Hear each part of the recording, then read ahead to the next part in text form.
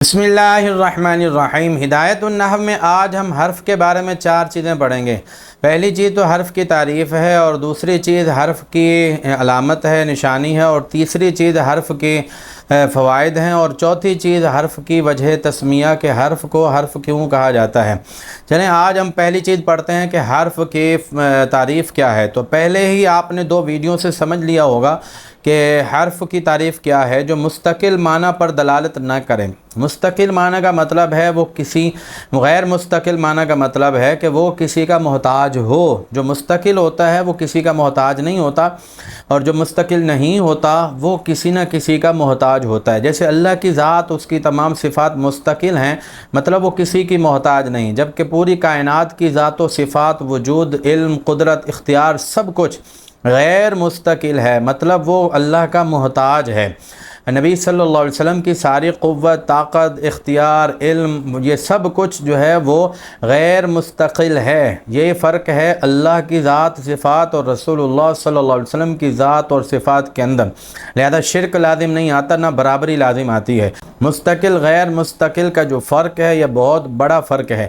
تو حرف جو ہوتا ہے وہ غیر مستقل المعنی ہوتا ہے، یعنی اپنے معنی پر دلالت کرنے میں دوسرے کا لفظ کا محتاج ہوتا ہے۔ یعنی حرف کے ساتھ آپ کو دوسرا لفظ ضرور ملانا پڑے گا، جبکہ اسم اور فعل کے ساتھ دوسرا لفظ نہ بھی ملاؤ تو بات سمجھ میں آ جاتی ہے۔ مثال کے طور پر من ہے، اس کا معنی ہوتا ہے سے، اب اس کے ساتھ آپ کو دوسرا لفظ ملانا ہی پڑے گا۔ مثلا میں آپ سے پوچھوں آپ کہاں سے تشریف لائے، تو آپ نے سے کے ساتھ کوئی نہ کوئی لفظ ملانا ہے، جیسے کراچی سے، لاہور سے، فیصل آباد سے، حیدرآباد سے، ملتان سے، اسلام آباد سے۔ تو سے کے ساتھ کوئی نہ کوئی لفظ آپ ملائیں گے تو ہی بات سمجھ میں آئے گی۔ اکیلا اگر آپ سے کا لفظ بولیں گے تو بات سمجھ میں نہیں آئے گی۔ مثلا آپ سے پوچھو کہاں سے آئے، آپ کہیں سے، تو خالی سے تو بات سمجھ نہیں آئے گی نا، آپ کے آنے کی ابتدا کا پتہ نہیں چلے گا۔ اسی طرح الا کا معنی ہوتا ہے تک، تو خالی تک سے بھی بات سمجھ میں نہیں آئے گی۔ مثلا آپ نے کہاں تک جانا ہے، تو آپ کہو گے جی میں نے جانا، آپ نے یہی کہنا ہے نا، میں لاہور تک جاؤں گا، فیصل آباد تک جاؤں گا، ملتان تک جاؤں گا، کراچی تک جاؤں گا۔ تو اس طرح کا لفظ آپ تک کے ساتھ کوئی نہ کوئی لفظ ملاؤ گے، خالی تک تو نہیں بولو گے نا۔ مثلا میں کہوں کہاں تک جاؤ گے، آپ کہو گے تک، تو تک سے تو سمجھ نہیں آئے گی نا بات، اس کے ساتھ کوئی نہ کوئی دوسرا لفظ ملانا پڑے گا۔ تو حرف جو ہوتا ہے وہ غیر مستقل معنی پر دلالت کرتا ہے۔ تو یہ بات آپ کو سمجھ آ گئی حرف کی تعریف۔ اور اب چلتے ہیں حرف کی نشانیاں۔ حرف کی نشانی میں 2 چیزیں بیان کی گئی ہیں۔ پہلی چیز یہ ہے کہ حرف کے متعلق نہ وہ مسند ہوتا ہے نہ مسند الیہ ہوتا ہے، مطلب یہ ہے کہ نہ اس کے متعلق آپ کوئی بات کر سکتے ہیں، اس کو مبتدا بنا سکتے ہیں، فاعل بنا سکتے ہیں، مفعول بہ بنا سکتے ہیں، ان میں سے کوئی چیز نہیں بنا سکتے، اور نہ ہی آپ اس کے ذریعے کسی اور کے بارے میں بات کر سکتے ہیں، یعنی خبر بھی نہیں بنا سکتے آپ اس کو۔ جیسے زید سے ہے، تو اب زید مبتدا ہو گیا اور سے کو آپ نے خبر بنا لیا، تو کوئی بات سمجھ میں آئی؟ نہیں سمجھ میں آئی نا۔ تو سے کو آپ خبر بھی نہیں بنا سکتے، مبتدا بھی نہیں بنا سکتے، فاعل بھی نہیں بنا سکتے، مفعول بھی نہیں بنا سکتے۔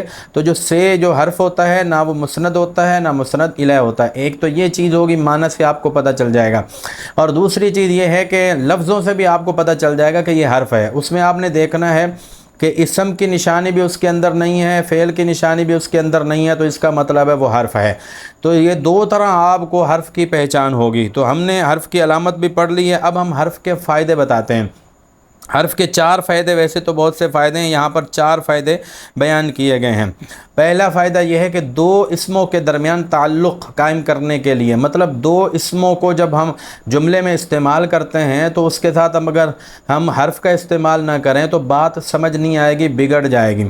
مثال کے طور پر زید فی الدار، زید فی المسجد، زید مسجد میں ہے، تو یہاں پر فی کا لفظ اگر ہم ہٹا دیں اور ایسے کہیں کہ زید مسجد، تو ترجمہ کیا بنے گا؟ زید مسجد ہے۔ تو دیکھیں نا، اس فی کے بغیر ترجمہ غلط بن رہا ہے، تو معنی درست نہیں ہو رہا۔ تو معنی درست کرنے کے لیے آپ کو حرف کا استعمال کرنا پڑے گا۔ زید فی المسجد، زید مسجد میں ہے۔ تو 2 اسموں کے ذریعے جب جملہ بنایا جاتا ہے اور وہ ترجمہ ٹھیک نہ ہو رہا ہو تو وہاں پر حرف کا استعمال کیا جاتا ہے۔ سیم ایسے ہی 2 فعلوں کو جب ذکر کیا جائے اور ترجمہ ٹھیک نہ بن رہا ہو تو اس کے لیے ترجمہ ٹھیک کرنے کے لیے، بات کو صحیح کرنے کے لیے پھر بیچ میں شروع میں کسی بھی جگہ پھر حرف کا استعمال کیا جاتا ہے۔ جیسے ارید ان تنصرا، میں چاہتا ہوں کہ آپ مدد کریں۔ اریدو فعل ہے، تنصر دوسرا فعل ہے، ان بیچ کے اندر بیچ میں ایک حرف آ گیا، حرف ناصبہ میں سے ہے، حروف ناصبہ میں سے ہے، تو اس سے معنی درست ہو گیا۔ اگر آپ ان کو ہٹا دیتے ہیں تو پتہ کیا معنی بنے گا؟ اریدو میں چاہتا ہوں، تنصر تو مدد کرتا ہے۔ اب دیکھیں نا، یہ کوئی بھی ربط نہیں بن رہا ان کے درمیان، آپ کیا کہنا چاہ رہے ہو کوئی بات سمجھ میں نہیں آ رہی، تو آپ نے بیچ میں کیا لفظ ذکر کرنا ہے؟ ان کا حرف کا ذکر کرنا ہے، تاکہ اس سے یہ بات سمجھ میں آ جائے جو آپ کہنا چاہ رہے ہیں۔ اسی طرح تیسرا فائدہ یہ ہے کہ اسم اور فعل کے درمیان تعلق پیدا کرنا، یعنی جب اسم اور فعل سے جملہ بن رہا ہو تو اس وقت اگر آپ حرف کا استعمال نہیں کرتے تو پھر جو ہے وہ بات جو آپ کہنا چاہ رہے ہیں وہ سمجھ میں نہیں آئے گی۔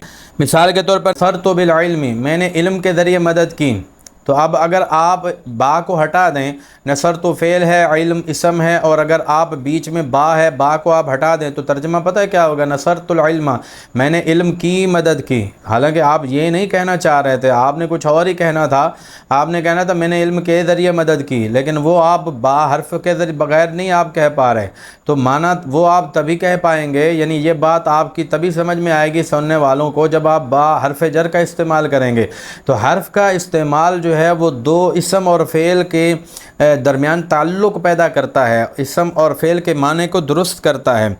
چوتھا فائدہ یہ ہے کہ دو جملوں کے درمیان تعلق پیدا کرتا ہے، یعنی اگر دو جملوں سے فعل جملہ بن رہا ہے، ایک جملے کے اندر دو جملے ہیں، جیسے شرط اور جزا ہوتا ہے، جو دو جملے ہوتے ہیں، تو اگر اس میں آپ حرف کا استعمال نہ کریں تو پھر وہ مطلب جو آپ کہنا چاہ رہے ہیں وہ آپ نہیں کہہ سکتے، اور ان دو جملوں کا آپس میں کوئی تعلق نہیں ہوگا۔ مثال کے طور پر ان جانی زید فاکرمتہ، اگر میرے پاس زید آیا تو میں اس کی عزت کروں گا۔ آپ دیکھیں نا، ایک دو جملے ہیں، ان جانی زید یہ الگ جملہ ہے، فاکرمتہ یہ الگ جملہ ہے، تو دو جملے ہیں اور ان کے درمیان تعلق کیسے پیدا ہو گیا؟ فا اور ان کے ذریعے اور فا کے ذریعے، یہ دو حرف ہے نا، ان کے ذریعے جو ہے آپس میں ان دو جملوں کا بڑا تعلق ہو گیا۔ تعلق کیا ہوا کہ ایک شرط ہے، دوسری جزا ہے، مطلب یہ ہے کہ تمہاری عزت کے لیے شرط یہ ہے کہ تم میرے پاس آؤ تبھی تو میں عزت کروں گا نا، تم میرے پاس آؤ گے نہیں تو میں کیسے تمہاری عزت کروں گا؟ تو عزت کے لیے شرط یہ ہے کہ تمہارا میرے پاس آنا، یہ شرط ہے، اور اگر تم میرے پاس آتے ہو تو اس کی جزا یہ ہے، میں اس کے بدلے میں آپ کو کیا عزت دوں گا، کیا چیز دوں گا؟ عزت دوں گا۔ اور اگر آپ ان کو ہٹا دو، فا کو بھی ہٹا دو، تو معنی کیا بنے گا؟ ذرا ان کے بغیر، حرف کے بغیر جب اس کا معنی ہم کر کے دیکھتے ہیں تو مطلب یہ بنے گا جانی زید اکرمتہ، میرے پاس زید آیا میں نے اس کی عزت کی۔ حالانکہ آپ یہ تو نہیں کہنا چاہ رہے تھے کہ میرے پاس زید آیا میں نے اس کی عزت کی، وہ تو آیا ہی نہیں، لہذا یہ جو بات ہی غلط بن جاتی ہے، جھوٹ بن جاتا ہے۔ تو آپ نے اس جملے کو درست کرنا ہو نا تو پھر اس کے لیے آپ نے ان یعنی حرف کا استعمال کرنا ہے۔ تو آپ کو سمجھ آ گیا ہوگا کہ حرف کا کتنا فائدہ ہوتا ہے جملے کے اندر۔ ہر جگہ حرف ضروری نہیں ہوتا، یہ ذہن میں رکھیں، لیکن کئی جگہوں پر حرف ضروری بھی ہوتا ہے، اس کے بغیر جملے کا معنی درست نہیں بنتا۔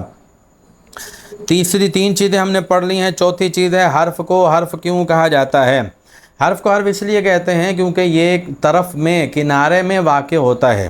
کنارے کا مطلب یہ ہوتا ہے کہ یہ مقصود، جو چیز مقصود نہیں ہوتی نا اس کو سائڈ پہ لگا دیا جاتا ہے، تو یہ چیز بھی مقصود نہیں ہوتی، یعنی حرف بھی، اس لیے اس کو سائڈ پہ لگا دیا جاتا ہے، اس لیے اس کو حرف کہا گیا ہے۔ اور حرف کہہ کر یہ بتایا گیا ہے، اگرچہ یہ بیچ میں بھی آتا ہے، سائڈ میں نہیں آتا، یعنی ہر جگہ سائڈ میں نہیں آتا، بیچ میں بھی آ جاتا ہے، لیکن یہ کہا جا رہا ہوتا ہے یہاں سائڈ پہ لگانے کا مطلب یہ ہے کہ یہ حرف غیر مقصود ہوتا ہے۔ اصل مقصود جو چیز جو کلمہ ہوتا ہے نا، یا وہ اسم ہوتا ہے، اسم اور فعل ہوتا ہے، یا دو اسم ہوتے ہیں، یا پھر ایک فعل اور ایک اسم ہوتا ہے۔ اصل مقصود تو یا دو اسم ہوتے ہیں اگر دو اسموں سے جملہ بنے، یا ایک فعل اور ایک اسم ہوتا ہے اگر اسم اور فعل سے جملہ بنے، تو اصل مقصود وہ اسم ہوتا ہے اور فعل ہوتا ہے بس، باقی یہ جو حرف ہوتا ہے یہ مقصود نہیں ہوتا۔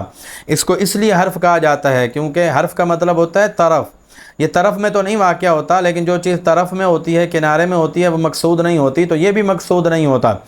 تو طرف کہنے کا مطلب یہ ہوتا ہے کہ بھئی یہ مقصود نہیں ہوتا، اس وجہ سے اس کو حرف کہا جا رہا ہے۔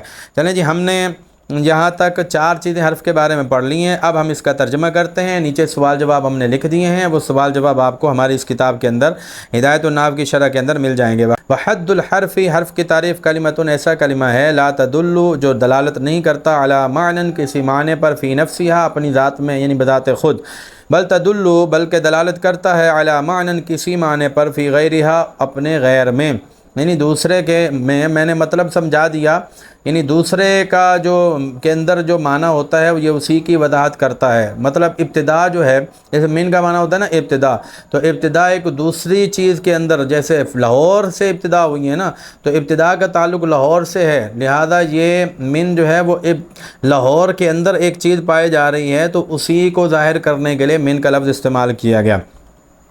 جیسے من فإن معناها، تو بے شک اس کا معنی الابتداء ابتدا ہے، وہی اور وہ لا تدل علیہ، اس پر دلالت نہیں کرتا، الا مگر بعد ذکر ما، اس چیز کے ذکر کے بعد، منہ الابتداء، جس سے ابتدا ہے۔ کالبصرۃ والکوفۃ مثلا، جیسے بصرہ اور کوفہ مثال کے طور پر، تقول تو کہے گا سرت من البصرۃ الی الکوفہ، میں بصرہ سے چلا کوفہ تک۔ تو اگر آپ من کے ساتھ بصرہ اور الا کے ساتھ کوفہ کا لفظ نہیں بولو گے تو بات سمجھ میں نہیں آئے گی۔ وعلامتہ، اور اس کی نشانی، ان یہ ہے کہ لا یصح الاخبار عنہ، اس کے متعلق خبر دینا درست نہیں ہے، ولا بھی، اور نہ اس کے ذریعے، نہ اس کے متعلق خبر دے سکتے ہیں، یعنی وہ مسند لے نہیں ہوتا، اور نہ اس کے ذریعے خبر دے سکتے ہیں، یعنی وہ مسند نہیں ہوتا۔ وَأَلَّا يَقْبَلَ، اور یہ کہ وہ قبول نہیں کرتا، علامات الاسم، اسماء کی علامتوں کو، نشانیوں کو، ولا علامات الافعال، اور نہ افعال کی علامتوں کو۔ تشریح کیا ہے اس عبارت میں؟ مصنف نے حرف کی تعریف اور علامت بیان کی ہے، نیچے سوال جواب کی صورت میں جو چیزیں تھیں وہ میں نے بتا دی ہیں۔ وَلِلْحَرْفِ فِي كَلَامِ الْعَرَبِ فَوَائِدُ، عربی کلام میں حرف کے کئی فائدے ہیں، كالربط بین الاسمین، جیسے دو اسموں کے درمیان تعلق پیدا کرنا، جیسے زید فی الدار، زید گھر میں ہے، والفعلین، اور دو فعلوں کے درمیان، نحو جیسے ارید ان تضرب، میں چاہتا ہوں کہ تو مارے، او اسم و فعل، یا ایک اسم اور ایک فعل کے درمیان، ضربت بالخشبۃ، جیسے میں نے لکڑی سے مارا۔ اب با اگر ہٹا دو تو ترجمہ کیا بنے گا؟ میں نے لکڑی کو مارا، اب لکڑی کو مارا یہ تو غلط ترجمہ بن رہا ہے نا، تو با لگا دیا تو ترجمہ درست ہو گیا۔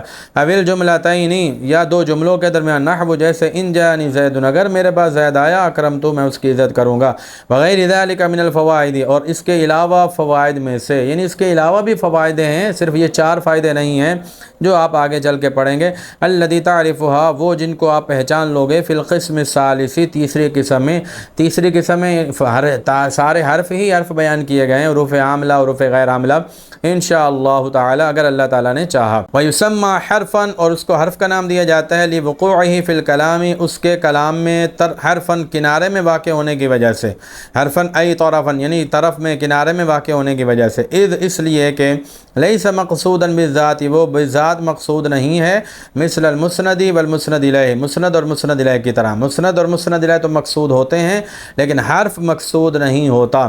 تو حرف مقصود کیسے نہیں ہوتا؟ کیونکہ جملہ اس کے بغیر بھی ہو سکتا ہے، جبکہ مسند اور مسند الیہ کے بغیر جملہ نہیں ہو سکتا، تو وہ دونوں مقصود ہوتے ہیں، یہ حرف مقصود نہیں ہوتا، یہ حرف مقصود بھی ذات نہیں ہوتا، یعنی جملہ ان کا محتاج نہیں ہوتا، جملہ اس کے بغیر بھی ہو سکتا ہے، لیکن اس کا یہ مطلب نہیں ہے کہ حرف جو ہے وہ مقصود نہیں ہوتا، حرف بھی لایا جاتا ہے، کسی جگہ حرف کے بغیر معنی درست نہیں ہوتا، لیکن جملہ اس کا محتاج نہیں، آپ حرف کے بغیر بھی جملہ بول سکتے ہیں اور جملہ استعمال کر سکتے ہیں۔ یہاں تک آج ہم نے 4 چیزیں پڑھی حرف کے بارے میں۔ اللہ تعالیٰ سے دعا ہے ہمیں دین کی سربلندی کے لیے علم نافع حاصل کرنے کی توفیق عطا فرمائے۔